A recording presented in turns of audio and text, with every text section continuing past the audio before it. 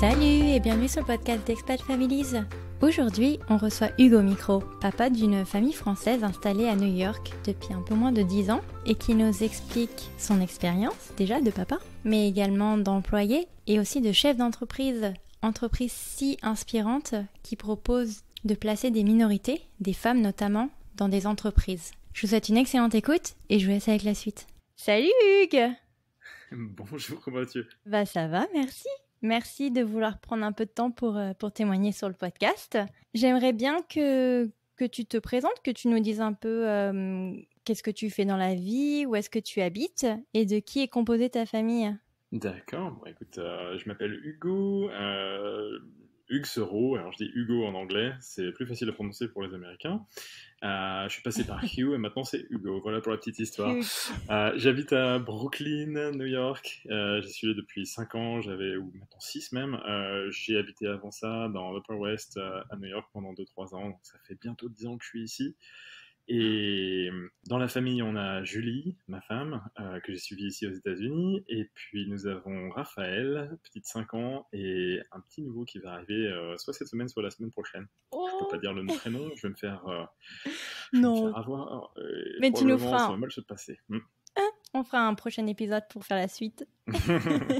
Est-ce que tu peux nous dire un peu qu'est-ce qui t'a poussé à venir t'installer aux États-Unis ? Bah oui, bien sûr. Alors, pour venir aux États-Unis, ça a été simple. Un jour, il y a maintenant peut-être plus de 10 ans, ma femme Julie, on n'était pas encore mariés d'ailleurs, me dit: Ah, écoute, je voulais te dire, j'ai postulé à Columbia University pour être film producer et je voulais juste te prévenir parce que si jamais on doit partir, si jamais j'étais accepté, je préfère te le dire. Et je lui dis: non, aucun problème, je te suis, si t'es accepté, c'est la chance de ta vie, tu vas pouvoir faire quelque chose de super sympa là-bas. Moi, j'ai envie d'aller m'expatrier de toute manière. Il faut savoir que j'ai habité à l'étranger pas mal de fois en Jordanie, à Madagascar, à Djibouti quand j'étais vraiment enfant et j'avais qu'une idée, c'était de repartir. Donc c'était une super opportunité pour moi aussi. Puis je lui dis ça, finalement, elle a été acceptée à Columbia University. C'était la grande surprise pour elle. Et puis moi, j'étais super content. Et là, il a fallu faire ce que j'avais dit et il a fallu la rejoindre aux États-Unis. Donc j'ai trouvé un emploi d'abord dans une entreprise américaine à Paris et ensuite j'ai pu la suivre après quasiment un an. Ah, trop bien. Un an quand même, hein, à distance, alors qu'on venait de se marier d'ailleurs. Elle est partie aux États-Unis le jour d'après notre mariage, juste après un ouragan ici, donc c'était assez folklore. Oh la vache. Mais alors en étant mariée, parce qu'elle est partie sous un visa étudiant, ça doit être ça, non ? Elle était partie sous un visa étudiant, ouais. Ouais, donc tu peux pas suivre quand... Bon. Bah alors donc du coup, j'imagine que vous avez fait un an de... La première année de mariage a été un peu à distance ? Complètement à distance même, donc c'était vraiment inattendu pour nous. On s'est pas du tout mariés pour être plus facilement ensemble aux États-Unis, donc ça nous a par contre énormément servi quand même par la suite d'être mariés. Au début, hein, je faisais des allers-retours une fois par mois entre Paris et New York. Évidemment, c'était pas tenable. Et puis, j'ai finalement réussi à trouver cette société qui a bien voulu m'embaucher à Paris. Donc, c'était vraiment une bonne manière pour moi de mettre les pieds aux États-Unis, même depuis la France, en travaillant avec un boss qui était là-bas, quoi. Trop bien. Mais alors, du coup, en quelle année t'as atterri à New York ? Alors, tout ça, c'était en 2011. Donc, j'ai dû venir ici en octobre 2012. Ouais, ça va faire bientôt 10 ans, quoi. Voilà. Alors, à quel moment vous parlez de potentiellement élargir la famille ? On parle d'élargir la famille quand on se sent un peu mieux dans nos baskets ici à New York, quand on sait ce qui va se passer pour nous, et puis que Julie a trouvé un emploi après son départ de Columbia University. Un emploi, enfin, rien n'est très très stable ici aux États-Unis, mais pas de contrat comme d'habitude à l'américaine. Mais enfin, ça se passait plutôt bien et c'est un milieu, elle travaille dans le film, où tu as beaucoup besoin d'avoir des relations à droite à gauche, très très localisé comme marché d'emploi, et du coup, ça se passait très bien pour elle, beaucoup de monde commençait à la connaître ici. Le fait d'avoir fait son école a pas mal ouvert de portes aussi au début, et du coup on le sentait bien. Moi j'étais à ce moment-là employé d'une société de software, donc il y avait une certaine stabilité de ce côté-là, et puis on s'est dit que c'était le bon. Mais alors, Upper West Side ou Brooklyn ? À ce moment-là. On était juste arrivé à Brooklyn à ce moment-là. On s'est dit qu'on allait emménager ici, ouais. Ouais. Alors, comment elle te fait son annonce? Comment elle me fait son annonce? Bah écoute, euh, plutôt simplement, elle a juste venu me dire avec un grand sourire quelque chose, donc j'ai compris. Non, en fait, c'était plutôt pas une surprise, mais un sacré choc quand même. Ouais. Ça a été relativement dur pour moi de m'impliquer en tant que père avant la naissance. Je m'attendais à être beaucoup plus impliqué. Puis comme j'avais plein de projets en tête en parallèle de création de société, j'étais encore employé, mais en second emploi, si tu veux, je travaillais quasiment à un autre plein temps sur la création d'une société. Donc il a fallu que je m'adapte. Et je voulais vraiment d'un enfant évidemment, mais je m'y consacrais pas assez à ce moment-là. Tu l'as pas suivi alors pour faire les échos et aller voir un peu quelle tête allait avoir ton petit garçon? Ah si, je suis allé, je suis pas allé tout le temps malheureusement, entre les calls que j'avais besoin de faire avec mon emploi de tous les jours et puis la volonté d'aller avec elle, c'était assez difficile de combiner les deux. J'y suis quand même allé, hein, mais j'aurais pu faire mieux. Ouais. C'était toujours Ouais. très très plaisant de voir le petit évoluer dans le ventre. Ça a été un moyen de me rapprocher hein, de l'idée d'être père, évidemment, mais c'est marrant, c'est arrivé beaucoup plus tard, en fait, après la naissance, hein, je pourrais te raconter ça. Ouais. Enfin, je pense que pour un garçon, c'est beaucoup plus compliqué de comprendre l'impact que ça va avoir sur ta vie, étant donné que ça n'impacte pas ton corps. Tu le vois à l'écran, Complètement, mais tu le ressens pas, quoi. ouais. Il y a beaucoup de choses à dire là-dessus, c'est sûr. Le fait de le voir quand même, hein, de voir le corps de ma femme qui a beaucoup changé, évidemment, le fait de voir aussi les mouvements du bébé sur le ventre, c'était assez impressionnant. Ouais. On avait essayé deux, trois techniques, des haptiques, hein, je crois, à suivre les mouvements du bébé sur le ventre et faire en sorte qu'il puisse participer un peu à une sorte de discussion de gestes comme ça. C'était super sympa, effectivement, ça m'a fait me rapprocher, mais je pense que c'était assez intellectuel et c'était pas encore complètement ancré dans le cœur comme ça peut l'être après la naissance. Mm. Moi, c'était à partir du moment où j'ai vu les premiers sourires que les choses se sont passées. Donc ça a vraiment évolué en un mois, 2 mois. Et puis après, ça a plus arrêté d'augmenter. C'est pas que je pense que j'aurais été dévasté s'il y avait eu moins de problèmes, mais de Mm. manière positive, j'avais pas un élan tu vois, d'empathie ou d'amour immédiat quand j'étais avec lui à l'origine. Et ça s'est développé sur le temps. Alors j'avais beaucoup de peine à en parler au début. Et je me suis mis à en parler autour de moi et je me suis rendu compte qu'il y avait pas mal d'hommes qui étaient dans cette situation, et puis des femmes aussi, des Mm. amis qui venaient nous rendre visite à New York, qui me racontaient ça et qui partageaient ça. Donc je me suis dit que déjà, un, j'étais pas le seul, et j'étais pas un psychopathe, et que deux, ça a évolué vraiment en fait assez rapidement avec le temps. Et là, j'attends un deuxième enfant. C'est pas du tout la même chose, hein, ça a beaucoup changé. Je me sens beaucoup Ouais, plus proche. Ah ouais, ouais. tu penses même pendant pendant sa deuxième grossesse? Ouais, pendant la deuxième grossesse, là, bah, écoute, j'avais déjà l'expérience d'être un père tous les jours, et puis je savais beaucoup mieux ce qui allait se passer, ce qui allait venir. J'étais fils unique, donc peut-être que je connaissais pas énormément les enfants. Mm. Elle aussi d'ailleurs, fille unique, et on a découvert tout ça ensemble. Ça s'est fait avec le temps, mais très rapidement après la naissance, tu vois, un mois ou deux. Je partage ça parce que je pense qu'il y a peut-être d'autres pères qui sont dans cette situation, et comme on est en plus plus ou moins tous, je pense, ici, dans ton audience et à l'étranger, le côté de pas être proche de la famille fait que tu parles pas, tu vois, énormément avec les gens, où c'est Ouais. difficile de te confier à distance avec Skype ou autre. Donc voilà, tu te retrouves peut-être un peu seul et puis tu te poses des questions sur toi-même.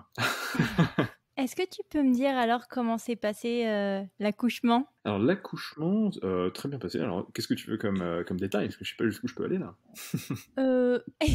Pareil qu'on n'a pas toute la journée, mais non, mais par exemple, est-ce que ça a démarré avec des contractions? Est-ce que ça a été calme? Est-ce que ça a été un peu le stress? Comment ça s'est passé pour vous? Ça a été induit, c'est comme ça qu'ils disent ici, induced. Je sais pas si ça se dit comme ça en français. Ah, Déclenché. oui, ça a été déclenché. Déclenché. D'accord. Mhm. Donc pas de stress, pas particulièrement de stress, en tout cas pour moi. Je pense que pour ma femme c'était un peu différent. Du coup Ça on a doit peser attendu un assez peu sur la longtemps. fin. Ouais, elle en pouvait plus. C'est dur, hein. Les fins de grossesse, je crois que c'est quand même assez compliqué.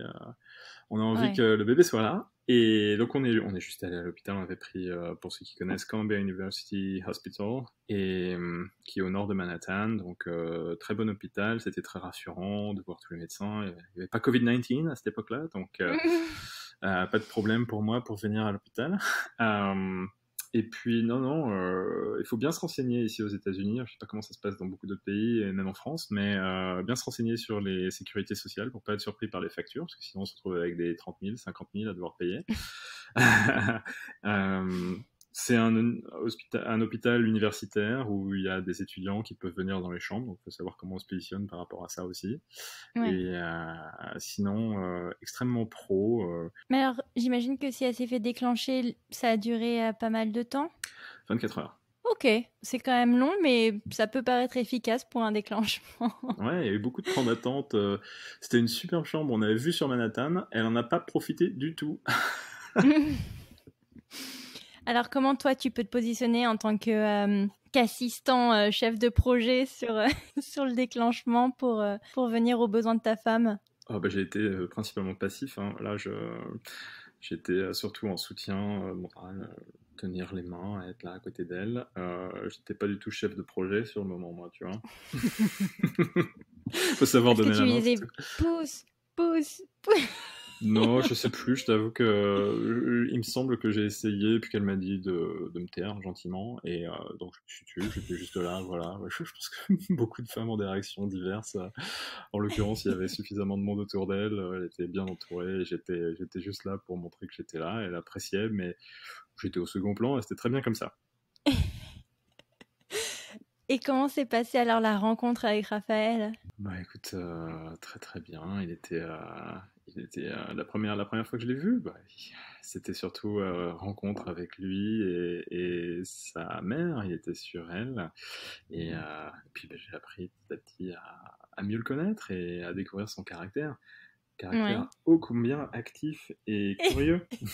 Tous ces moments de découverte, ouais, ça tombe bien, moi j'adore expliquer les choses quand les gens sont curieux. Alors lui, il n'arrête pas de me poser des questions, donc on s'entend très bien avec ça. Ah oui, puis là, il doit être dans la phase du pourquoi ci et pourquoi ça, non? Ah ouais, exactement, moi, j'adore ça. Donc il me pose plein de questions, il y en a pas mal que je, auxquelles je peux répondre, mais il y en a aussi quelques-unes qui sont des bonnes colles, donc il faut qu'on se renseigne ensemble, et du coup on apprend à rechercher les informations. Je crois qu'il aime bien pour l'instant. Est-ce que tu avais pu prendre un congé parental? Oui, très bonne question d'ailleurs par rapport aux US, parce que il n'y a pas, ça dépend des États et il n'y a pas spécifiquement de loi là-dessus. Donc c'est ta propre Ouais. boîte qui détermine combien de temps tu peux prendre. En tout cas, à mon expérience, hein. J'espère que je dis pas de Non, non, t'as bêtises. raison. Ce qui s'est passé, moi, j'ai une boîte de software qui essayait d'attirer des talents. À l'époque, ils avaient une politique de congé parental de 3 semaines, donc pour les pères, ce qui était pas Ouais. mal pour une Ouais. boîte américaine. Et en fait, ils sont passés à 2 mois, 2 mois et demi maintenant.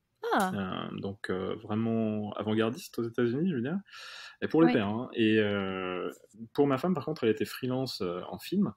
Donc pas de congé payé, c'est elle qui décidait quand elle devait arrêter de travailler, et puis elle a travaillé jusqu'au bout. Tout le monde, à cette époque-là en plus, c'était pas Covid, donc elle allait au travail, hein, donc peut-être 5 jours avant la naissance.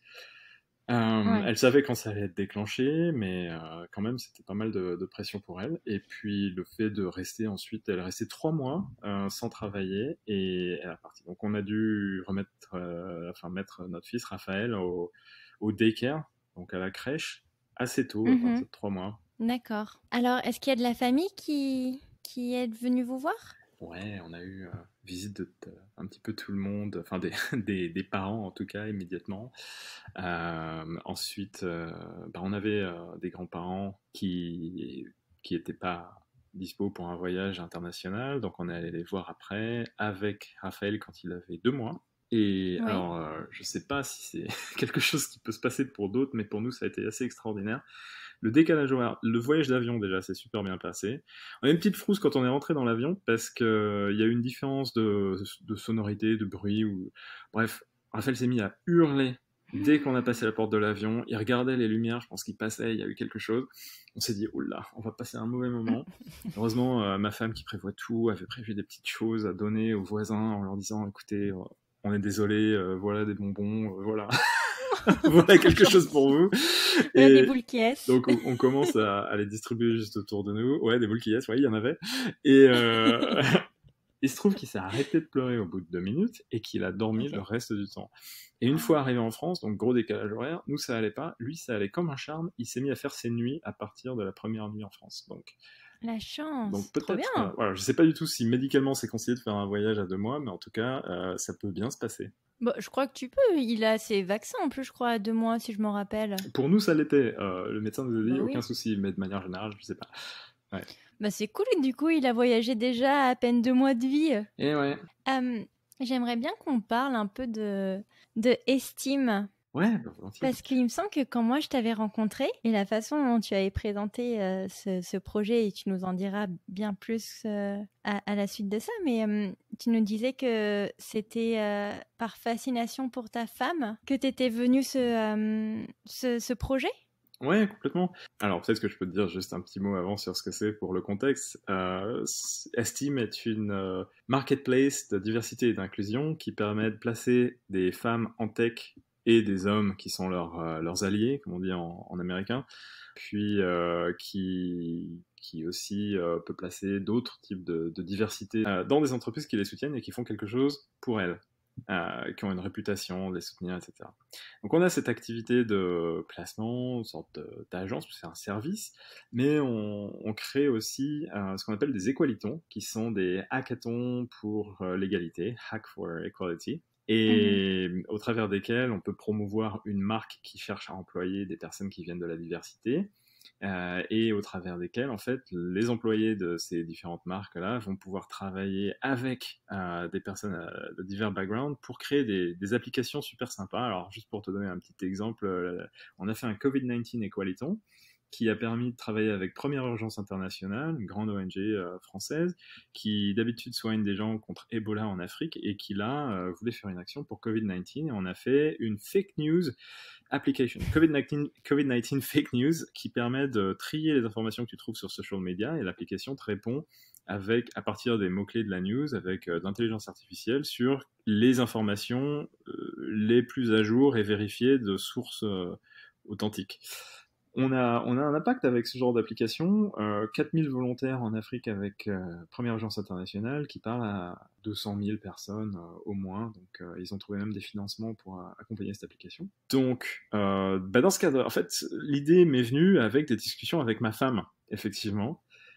C'était en 2017, donc il y avait tout un contexte MeToo, il y avait tout un contexte politique, des séries de cas de harcèlement sexuel ou de harcèlement moral sur les femmes qui éclataient au grand jour avec le MeToo.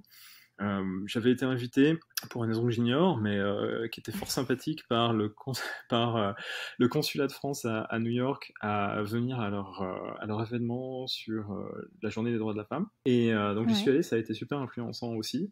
Et en même temps, grâce à MeToo et à ce qui se passait sur Internet, j'avais des conversations avec ma femme où je disais, mais je pensais pas qu'on avait besoin encore déjà qu'il y avait tant de harcèlement sexuel et qu'il y avait tant d'inégalités, et puis je me suis fait rentrer dans l'art, elle m'a fait un petit peu éclater ma bulle d'homme blanc dans le software pas très divers, et donc ça m'a vraiment effectivement incité à aller me renseigner beaucoup plus, et il se trouve qu'à cette période-là je voulais créer une autre société, parce que j'avais déjà essayé de lancer des startups avant qui n'avaient pas marché, et je voulais dans le milieu du recrutement lancer une société avec un but general purpose, et je me suis dit que soutenir les femmes dans le monde du travail, c'était vraiment quelque chose qui faisait sens, puisque les stats montraient qu'effectivement il y avait tout un tas d'inégalités en termes de salary gap, de glass ceiling, alors j'utilise des termes franglais, je suis désolé, et puis que c'était très transversal et probablement apolitique.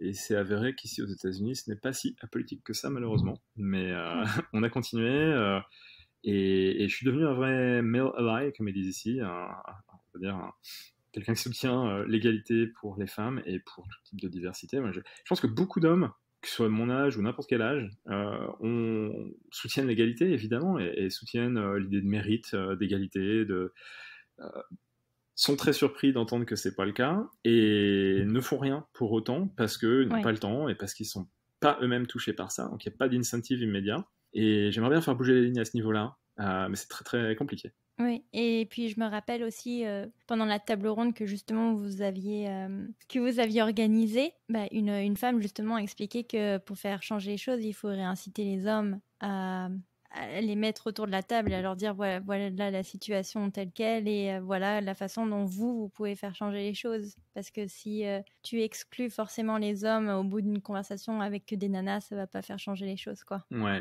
et il y a beaucoup de débats là-dessus, je pense, hein, parmi des groupes féministes. Et moi, je respecte les deux opinions. Il y a les Wolfpack, des femmes qui s'organisent entre elles pour se soutenir, et je pense que ça peut être très utile.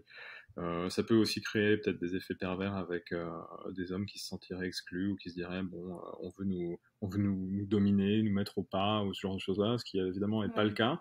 Et juste, faut se renseigner aussi, hein, avant d'avoir des idées préconçues sur les intérêts des uns et des autres.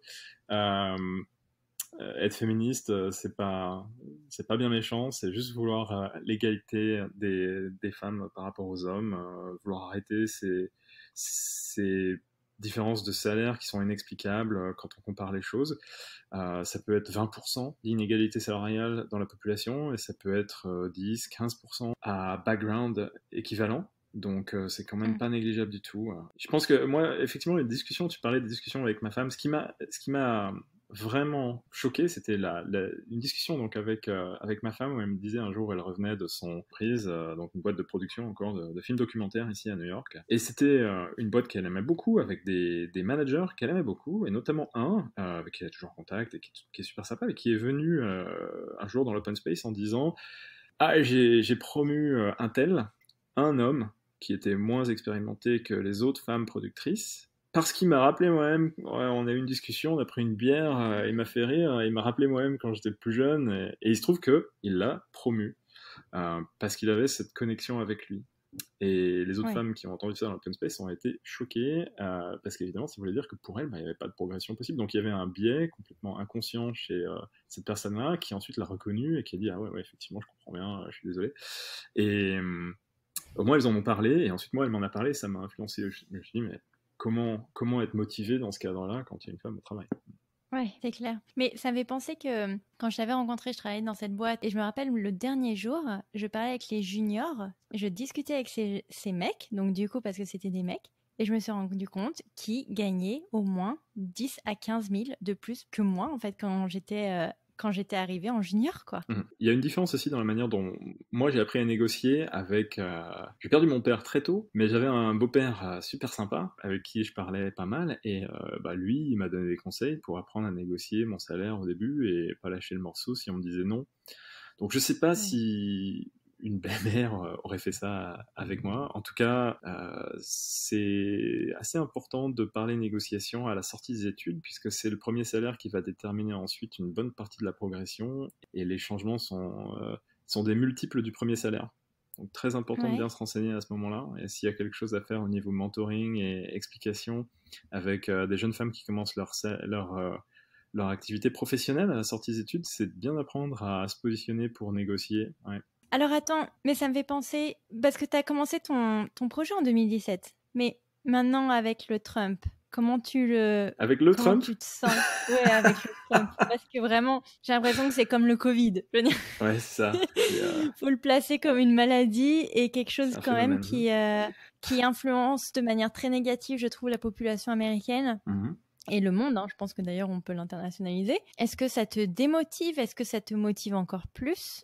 Je pense que c'était relativement décorrélé hein, d'un aspect politique, encore une fois. C'est vraiment, quand tu regardes les choses de manière statistique, aux États-Unis et dans le monde, il y a quand même pas mal de statistiques correctes, nombreuses qui ont montré une inégalité entre les femmes et les différentes minorités dans le monde du travail et la majorité des hommes blancs. Donc c'est pas là-dessus que je me fonde principalement. Après, quelle que soit ton affiliation politique, tu le vois. Et d'ailleurs, c'est quelque chose qui est partagé hein, entre les différents. Ce constat-là est partagé entre les différents milieux politiques ici.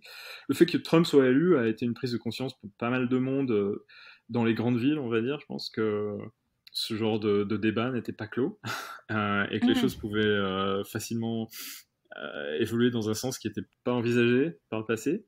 Donc ça nous a peut-être servi, je sais pas. Je pense pas énormément. Je pense qu'il y a un ras-le-bol, mais de manière générale, les personnes avec qui nous faisons des équalitons sont des personnes qui ont vraiment, l'égalité des uns et des autres à cœur, deux, qui la vivent Mhm. elles-mêmes. Souvent, il y a quand même 80% de femmes ou plus.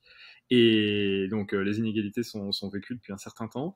Et elles ont envie d'agir pour leur propre communauté. Il faut savoir qu'on redonne d'ailleurs une partie des revenus qu'on commence à faire avec Estime Mhm. à des non-profit partners. Donc on donne entre 5 et 25% des revenus qu'on fait à Women Who Code ou Girl Develop It ou d'autres. C'est génial. Est-ce que maintenant tu peux en vivre de Estime ou pas encore? Pas encore suffisamment. Bah, tout dépend. Ouais, Je peux en vivre, mais ça va pas être extraordinaire. ouais. Par contre, on Non, a mais quand c'est même de plus en génial. plus de. Ouais. On a eu beaucoup de transferts. En fait, cette question de l'égalité intéresse beaucoup de monde de manière personnelle et les organisations de manière professionnelle parce qu'il est prouvé qu'il y a un avantage à l'égalité en termes de sentiment d'inclusion, de créativité dans les équipes qui doivent être créatives, dont les développeurs et les équipes en tech, et puis toutes celles qui sont autour, évidemment. Un avantage en termes de productivité qui découle de l'inclusion et de la diversité qui sont pas les mêmes choses. Et puis ensuite, il y a un avantage en termes de retour financier sur un placement dans une entreprise qui va être plus diverse ou plus Mhm. inclusive qu'une autre. Et donc, il y a une convergence des intérêts des personnes qui se renseignent là-dessus et des personnes qui le vivent pour dire qu'il faut faire quelque chose. Mais il y a aussi toute une partie de la population d'une entreprise qui n'y fait pas spécialement attention. Il y a certains hommes dans les entreprises qui vont penser que ces questions de diversité, c'est des questions de quotas, et alors que c'est vraiment pas le cas, on s'en distancie de ça.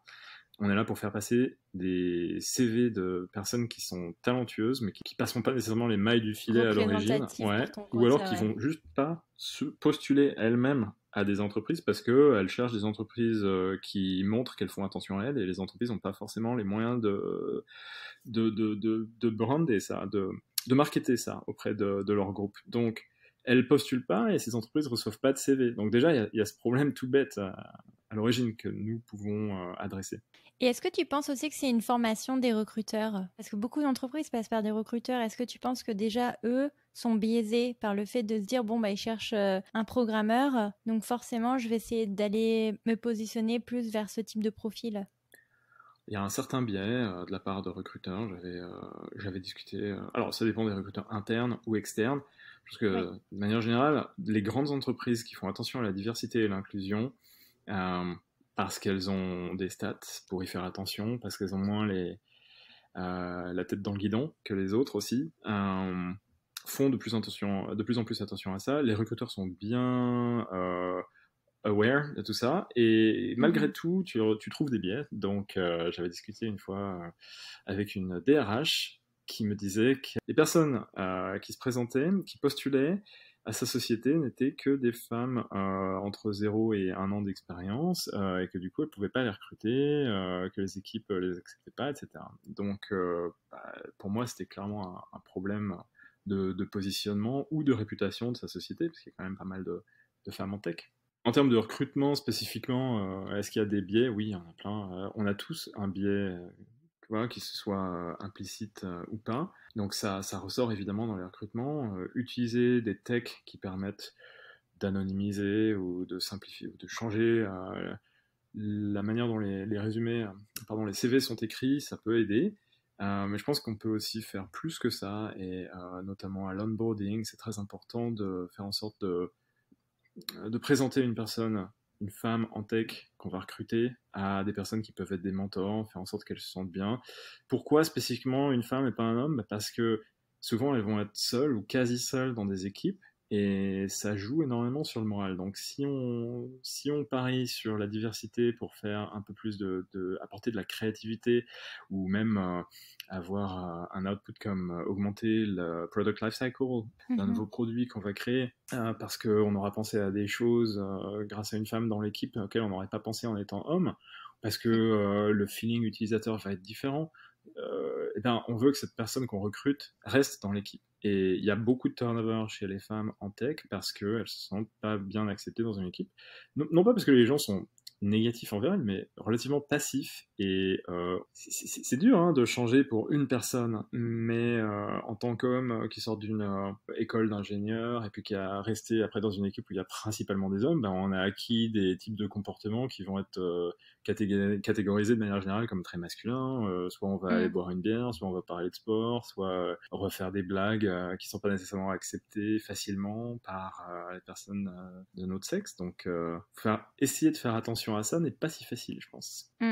Est-ce que tu trouves que c'est réel le fait qu'une femme va moins postuler à un travail si elle ne remplit pas 80% des types tirés, Oui, contrairement à un homme qui se dira go, je remplis 2 des tirés, pourquoi pas quoi. Alors j'ai vu ce genre de statistiques, je ne sais pas à quel point les études qu'ils font sont viables ou pas, en tout cas j'ai eu ce sentiment-là au travers des différentes interviews que je peux faire avec des femmes qui peuvent être très expérimentées.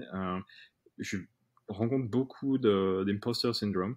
Moi c'est quelque chose que je connaissais absolument pas, j'avais jamais entendu parler de ça jusqu'à m'intéresser à la diversité. Donc il y a quelque chose dans nos éducations qui change à ce niveau-là, je pense vraiment. C'est une opinion éclairée par des recherches dont j'ai pas exploré toute la véracité, la solidité, mais c'est quelque chose qu'on entend tout le temps et je pense que c'est très très présent. Ouais. C'est marrant parce que je me dis en vue de ton parcours que tu l'aurais eu ce syndrome de l'imposteur étant donné que postuler pour un travail en France pour une boîte américaine, ensuite venir ici, ensuite essayer de monter sa boîte, monter une autre boîte, c'est quand même dingue. Mais est-ce que ça... Non, j'ai pas eu... Alors, tout au début, en arrivant aux États-Unis, postuler, pour une boîte américaine en étant en France, moi j'ai utilisé le réseau parce que sinon, il fallait que je sois ingénieur. Je suis pas ingénieur, j'étais sorti de Sciences Po et c'est là que j'ai rencontré ma femme d'ailleurs. Du coup, personne m'attendait aux États-Unis, hein, ça se différencie pas énormément si tu veux. Et quoique, après expérience peut-être. Mais j'ai pas eu d'imposter syndrome parce que j'étais suffisamment sûr de ce que j'allais apporter. C'était un petit peu dur à l'origine de travaillant à distance avec les équipes américaines en stratégie de m'imposer dans une discussion. Alors je m'imposais pas. Et puis petit à petit, j'ai été reconnu en tant qu'expert et c'est venu comme ça. Mais j'ai toujours pensé qu'il y avait moyen de créer son expertise au fur et à mesure. Tu vois. Donc là aussi, un peu de imposter syndrome. Alors est-ce que c'est ma personnalité ou est-ce que c'est représentatif? Je sais pas. A priori, c'est un petit peu représentatif de pas mal d'hommes. C'est super intéressant. J'y avais jamais pensé, tu vois. Super intéressant. L'imposter syndrome doit sans doute impacter la création d'entreprises pour les femmes.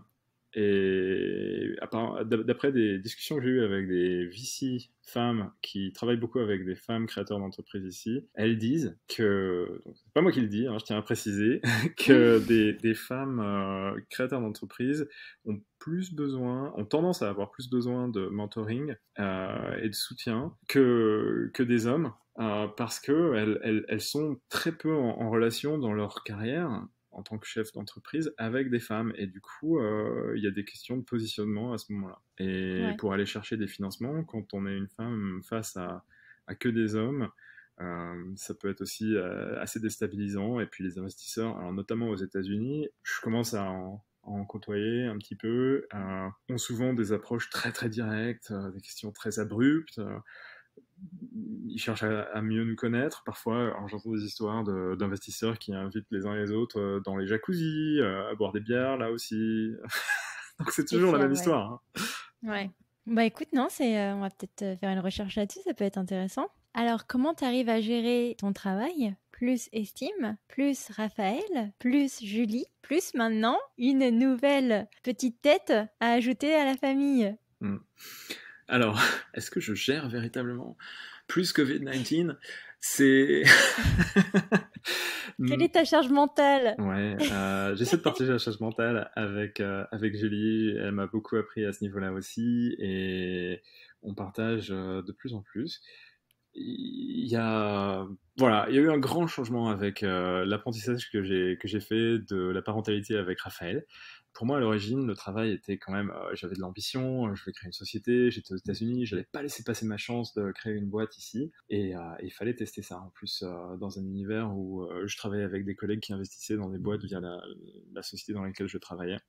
Donc, pour moi, c'était une chance dans ma vie de faire ça. Et c'était très important. Et je pense qu'il y a beaucoup d'hommes qui voient le travail de manière trop sérieuse presque, comme ça, qui vont avoir tendance à Mhm. placer leur travail vraiment avant tout au bout d'un moment et Ouais. qui vont peut-être perdre pas mal de chances d'interagir de manière simple avec leur famille. Et j'ai eu la chance d'avoir une femme qui se laisse vraiment pas faire et qui, Mhm. qui m'a ramené au droit chemin en juste me disant que je pouvais faire un peu plus attention à elle, à montrer que, par exemple, les week-ends, hein, j'étais obligé de travailler puisque j'avais un travail de plein temps et la création de la société en même temps.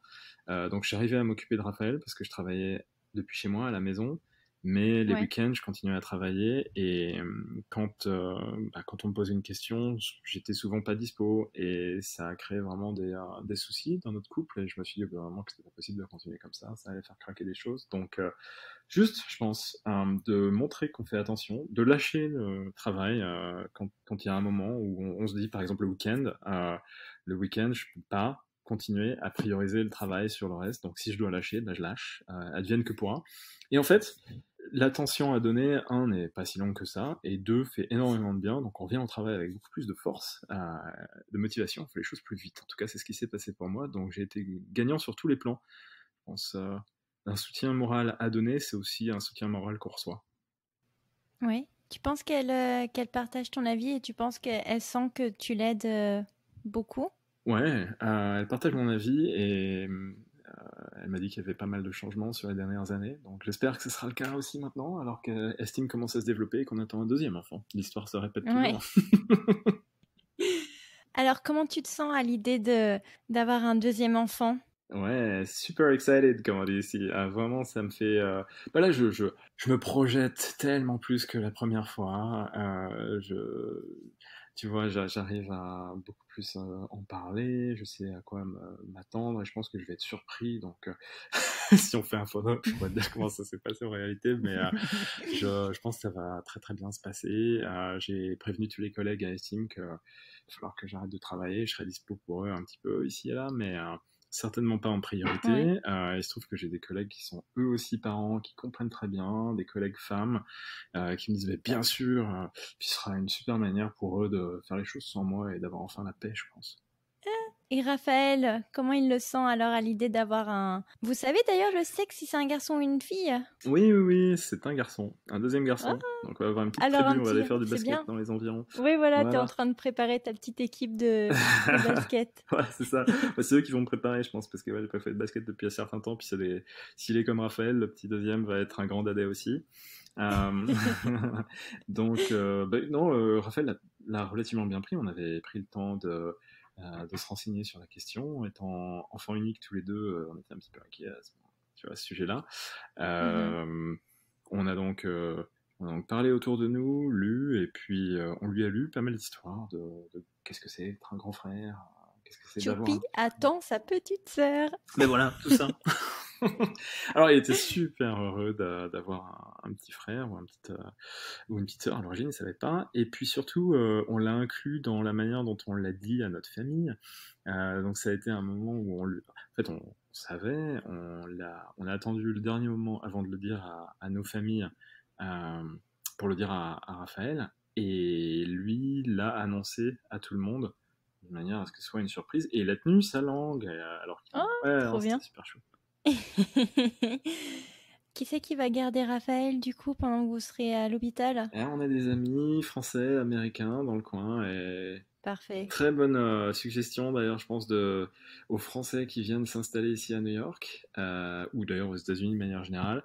C'est une société qui marche pas mal par la communauté. Les gens s'entraident assez facilement. J'ai trouvé qu'il y avait beaucoup de solidarité ici, comparé à ce que j'ai pu vivre en France, Mm. qui n'est pas que factice, comme les gens croient beaucoup que les Américains sourient et qu'il n'y a que ça, mais en fait non. Et j'ai été vraiment, vraiment très agréablement surpris par notamment les parents d'élèves qui se reçoivent les uns les autres et qui agissent sans être trop intrusifs auprès des professeurs et même des daycares. Et on a créé des super amitiés. Quand il y a un enfant qui est malade ou qu'il y a un parent qui est malade, on se soutient énormément.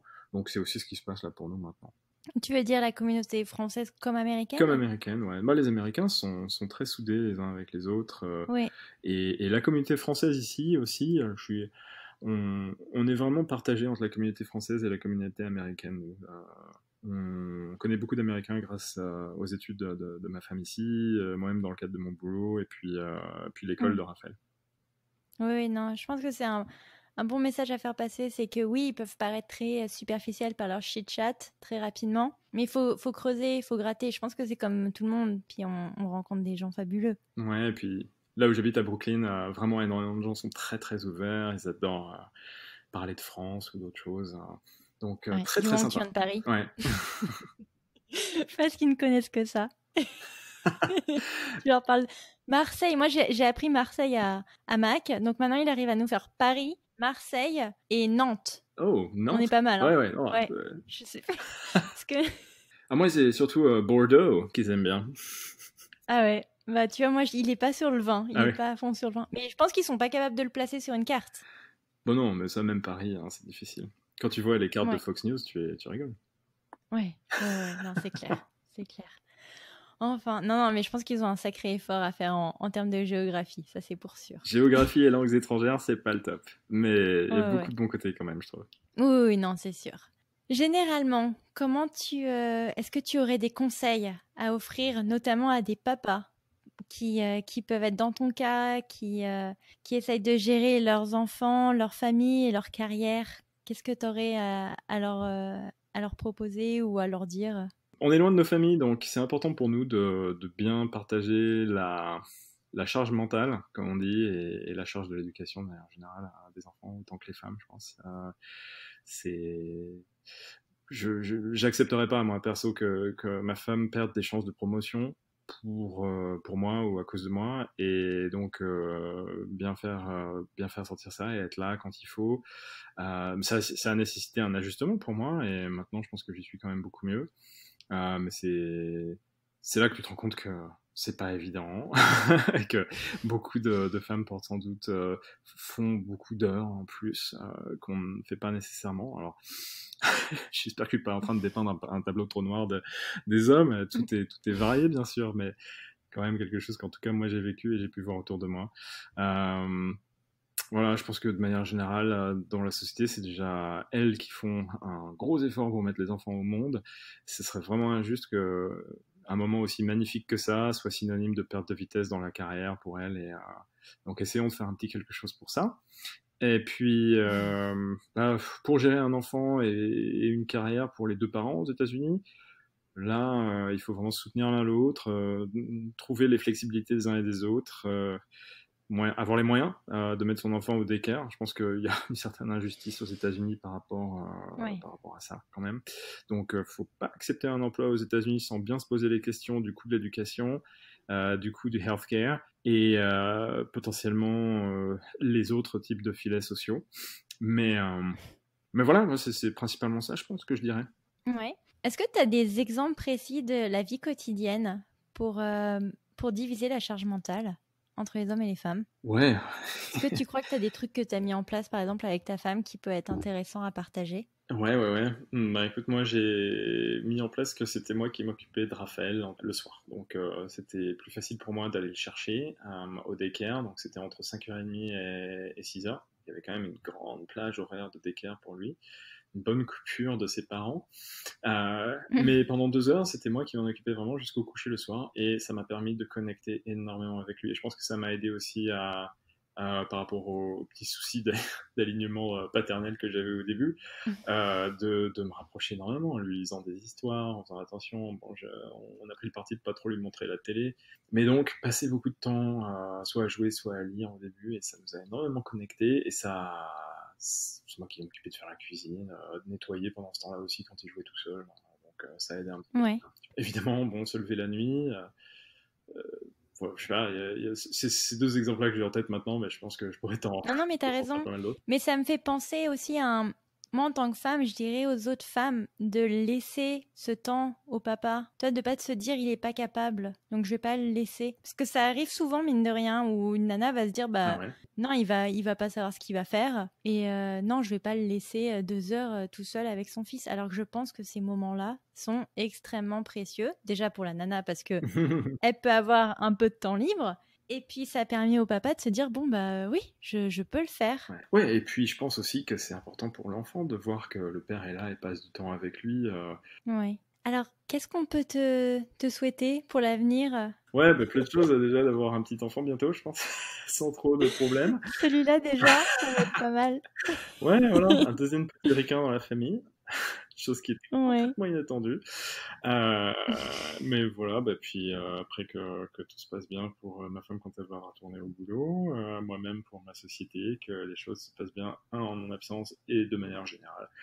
Bah, merci pour la petite pensée, c'est sympa. Non, bah écoute, vraiment, merci Hugues. Merci pour ton témoignage. Merci de vouloir changer les choses et d'aider les femmes ou tout du moins les minorités à se faire accepter dans le monde du travail. Je pense que c'est une cause qui est extrêmement importante. Donc, Mais merci à toi merci pour pour ça. l'opportunité d'en parler aussi un petit peu, et puis j'espère qu'on verra de plus en plus d'hommes qui se revendiquent publiquement comme des soutiens de l'égalité pour faire en sorte que le message soit amplifié et que les autres se sentent moins seuls. Merci beaucoup Hugues, À très plus tard. gentil. Voilà pour cet épisode, j'espère qu'il vous a plu et puis je vous dis à la semaine prochaine pour un prochain épisode. Ciao!